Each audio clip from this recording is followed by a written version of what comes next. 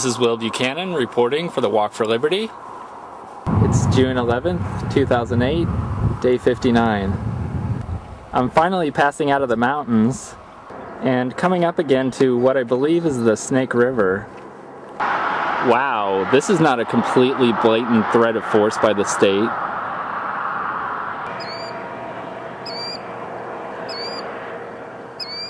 I almost got conned today. For some reason, the government wasn't there to help me. As you may know if you've been following these videos, I've been looking to get a new camcorder. I had finally decided on one last week and researched prices online.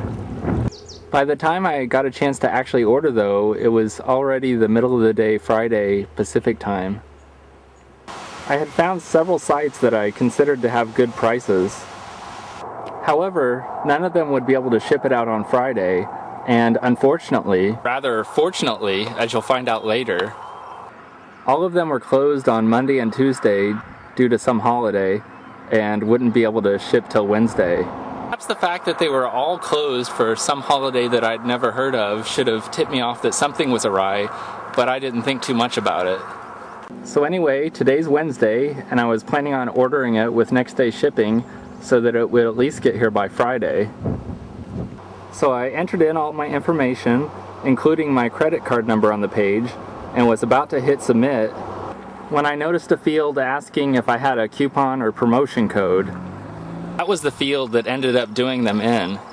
Whenever I'm shopping for something online and the seller has a field for a coupon or promotion code, I always do a quick Google search to see if they have a code which will save me 10 or sometimes even 20% off my order. So I did the search, but instead of finding links to codes, I found a litany of complaints that the site was actually a scam site. When I looked deeper into the complaints, I discovered that some of the other sites I was considering were actually different front ends for the same scam seller. And in fact, all of the different sites I was considering buying from were just different front ends for a few scummy sellers. The complaints, and there were a lot of them, alleged that the sites were bait and switch scam operations. The process is that the buyer places the order and then is either asked to call back to confirm the order, or a salesman from the company calls back directly to confirm the order. I was able to confirm that part myself, since when I had called one of the sites asking if they would be able to ship out the order today, the salesman said that they would, and that I should call back to confirm the order, even giving me a special extension I should dial so that I wouldn't have to wait on hold the next time. When the buyer calls back, the salesman might tell him that that product is out of stock, but that there's an upgraded product which is available. Or he might try to sell him a number of different accessories which he says aren't included in the box, even though they're really supposed to be. The salesman will keep the pressure on, even if the buyer keeps saying no. Finally, if the buyer doesn't relent, the salesman will hang up. And the buyer might receive an email saying something like, "As per your request, your order has been canceled." There are also many different variations on this story. So why does this problem exist, and what can be done about it? I read some people online saying that whenever somebody gets scammed by one of these sites, they should contact the government authorities. The problem is that the government has no real incentive to do anything about the problem. There's no direct benefit to them to stop these disreputable companies. And even if they did have an incentive, they're too slow, inefficient, and bureaucratic to be able to do anything about it, since the companies can often start up a new site in the span of a couple weeks or less. So who does have an incentive to stop this menace? Well, individuals looking to make a profit in the free market. One potential model to fight against these scum sellers is a reputation rating system. eBay already has this type of system for their website, but a more general one that I discovered today is resellerratings.com. You can look up an online seller on there, and sometimes there will be thousands or even tens of thousands of ratings on there. They even have a method for identifying and removing fraudulent positive comments and ratings. Another rating site that I had looked at had low to middle overall ratings for the seller, but the front page of comments for that seller was stacked with positive ratings, and the comments had all obviously been written by the same person.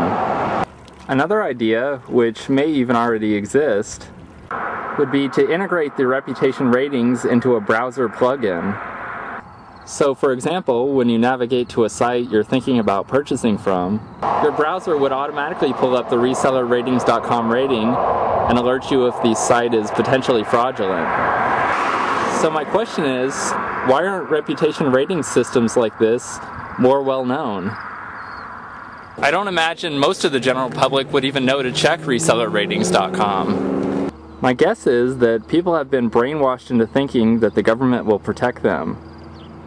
People have gotten lazy and forgotten the phrase, caveat emptor, let the buyer beware, thinking that the government would do all the work for them. However, the government won't protect you.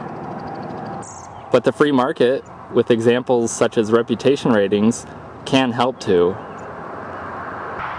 Unfortunately, the market for reputation ratings is not fully there yet.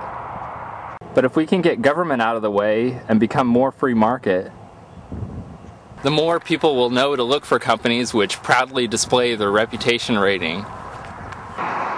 It will be that and other examples like it, which are innovated by people in the free market, which will ultimately save consumers. I walked about 8¼ miles,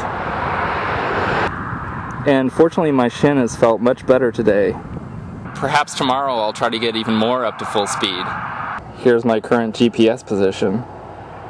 This is Will Buchanan for blog.walkforliberty.com, signing off.